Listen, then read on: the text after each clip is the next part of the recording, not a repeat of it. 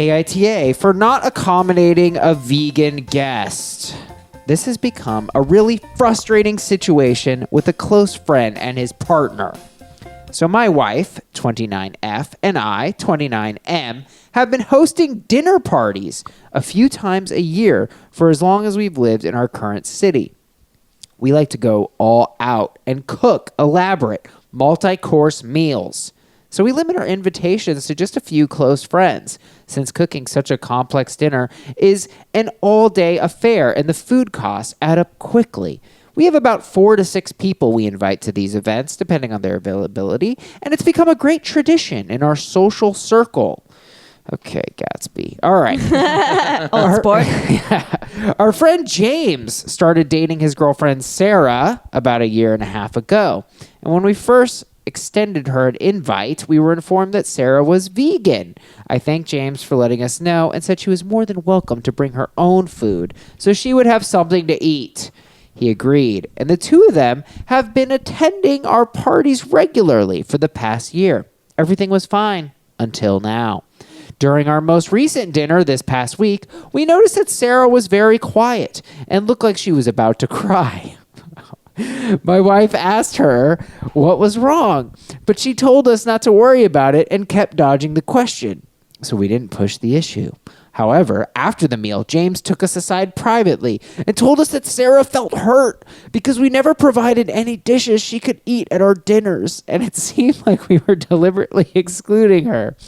He added that he thought we were being rude and inconsiderate by not accommodating her, which really pissed me off, and we got into a huge argument over it. My wife feels terrible that Sarah was so upset and apologized to her and James profusely, but I don't agree that we did anything wrong. I like Sarah very much as a person, and I don't have anything against her dietary choices, but I don't believe it's fair to expect us to change our entire menu or make an entire separate meal for one person, especially when so much time and effort goes into creating these dinners. For the record, nobody else has any dietary restrictions, AITA. Danny, I feel like this hit home for you. You got kind of emotional. You know, I did. I guess I thought it was funny. I was making fun of the vegan, and that's very cheap, and it's not fair. Well, I mean, they vegans do find a way to shoehorn it into everything. But I mean, a dinner party is an appropriate time to talk about it, I suppose. Right. I mean, I think we got to hinge on where this all started, which is they came up with an agreement, right? That was the agreement from the get-go. To me, I feel like this is an acceptable agreement when you're bringing like a rando around a year and a half into a relationship. Also, you're cooking like an elaborate multi-course meal. How come not one single course does not have animal products? So so how many like dishes do you think we're talking about here? I actually think that's like a really an appetizer and a main. So I'm just like, damn, you can't even throw like it'd be one thing again if she's like a rando, but now they've been attending these parties for a year. You can't throw together one salad or just something. There must be a salad without eggs or honey or butter in it, or there could be a vegetable that butter up my salad. Delicious. Yeah, like there must be some dishes. I used to date a vegetarian, and it was at times inconvenient, but if we were like eating with like my family, but we could find some. I just have a hard time. Like there can't be like everything's made with what? Chicken stock? Like everything? Like that's, I mean, it's one thing if you want to bring like a tofu patty or whatever, but like this girl can't even eat a side. And if you think about it, if you're at a dinner party, like it's going to be so much about the food, the conversation. You're going to be complimenting the host, like talking about the food, and this girl has to bring her own stuff for a year. That's a great point. I hadn't thought of it in that terms, right? Like this isn't just sustenance. This is kind of the center of the event, right? You're right. This is a social event. Yeah. More so than it is for sustenance. So I'm sensing a very pro-vegan argument from you guys. So I'm going to kind of pivot and defend. Not even. We're just like pro, including people if you're going to host them at your place. It's more like I would say like the first couple times, right? But then after that, if you're talking with what's the friend who's dating the vegan? James. James. So when you're Classic talking with James, just be, this would be a time to take him aside and be like, hey, how much do you like this person?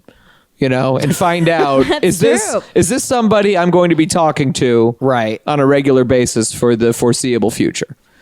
Yeah, and for someone who says they don't have anything against her dietary choices, it seems like they're making a pointed effort to single her out based on her dietary choices. I agree with that. All right, look, I'm gonna give you guys the smoking gun, and then I'm gonna switch sides. Okay. Here, I think is the smoking gun. I don't know if we have a good term for this, but I think accommodating, as we're kind of alluding to, means making one goddamn dish for this woman. Yeah, right? literally one side. Yeah. My sister's a vegetarian, and my mom will make dinner, and my sister's in charge of her Morning Star chicken nuggets or whatever, but she'll eat the sides. There's always sides. There's always something you can do. There are so many forms of protein now for vegans and vegetarians that it is if this was 1940, this would be different. But it's never been easier to do than right now. And what I noticed that OP does, and he does this little reversal. I think we would just call this the lady doth protest too much. Ooh. He equates Sarah's protest or whatever, James, their kind of objection to, I don't believe it's fair to expect us to change the entire menu. But they never asked that. No. They asked for some accommodation, right? So he's then trying to make their perspective seem even more absurd by that they never said that. Also, how far in advance is this menu set? That is this we have 3 this years out for this season we're going to be doing Are you Park Avenue Winter, motherfucker? Shut up. Yeah.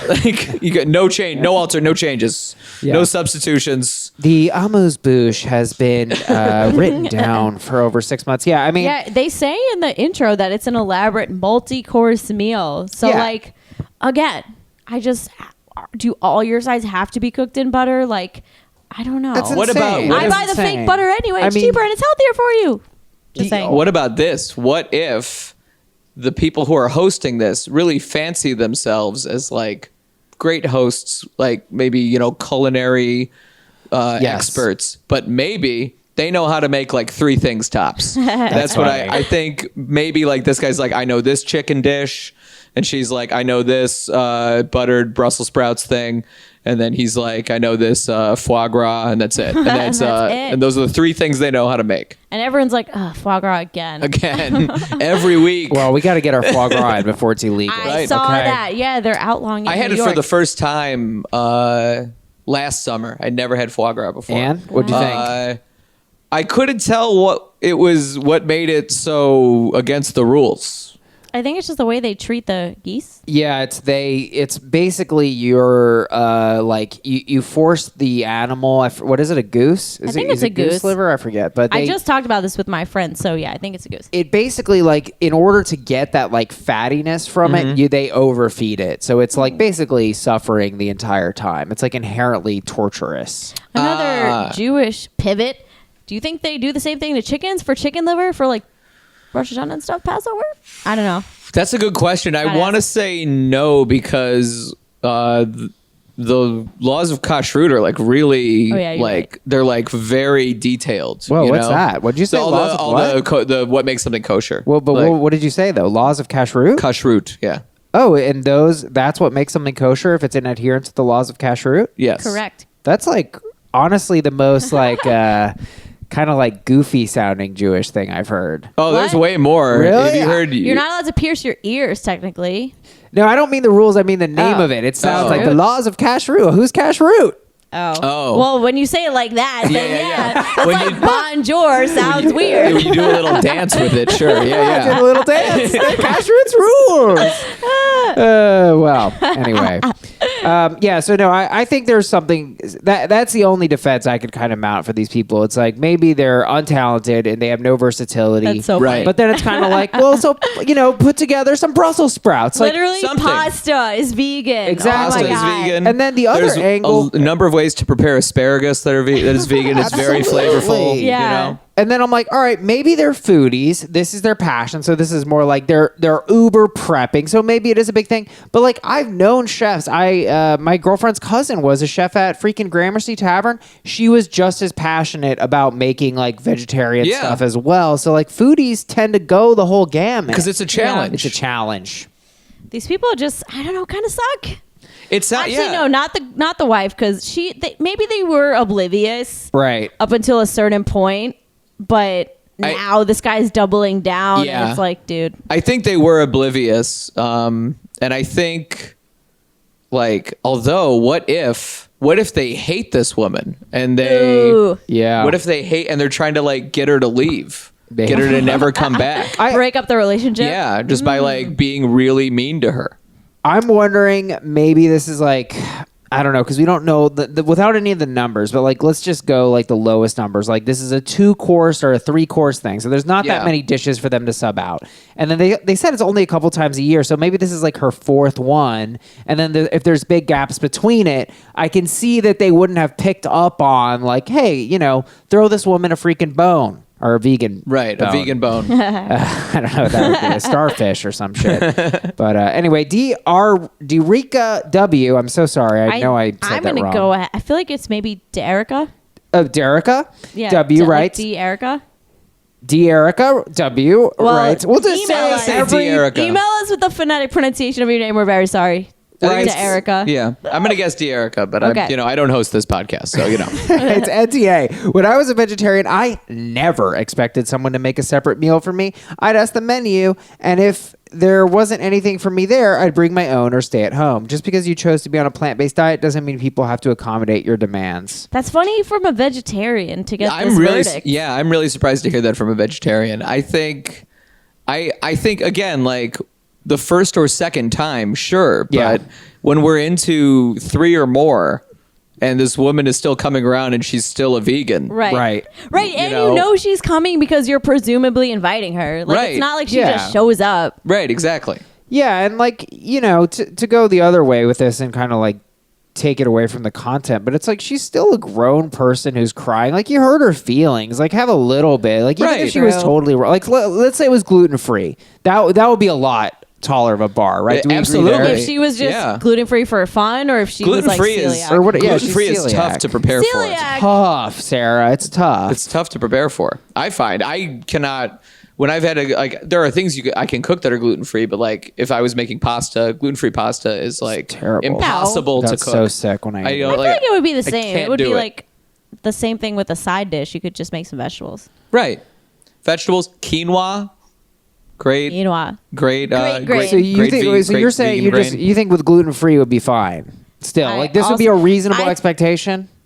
Yeah, and also what people had brought up in the group were like, oh, well, it's one thing if you have an allergy, but this is her choice to be vegan, blah, blah, blah. So I'm like, if you have celiac, that's even like maybe a better. We don't know that it's her. We don't know that it's her choice to be vegan. Like Yeah, this that's might fair. have. She might be a vegan because of health reasons. That's true. I mean, Or like some people are raised vegan and then they can't like eat. Yeah, meat. their parents make them weak over time. It's like raising your kids like veal. It's like you just keep them chained to this thing. in a dark box of No, they can't walk.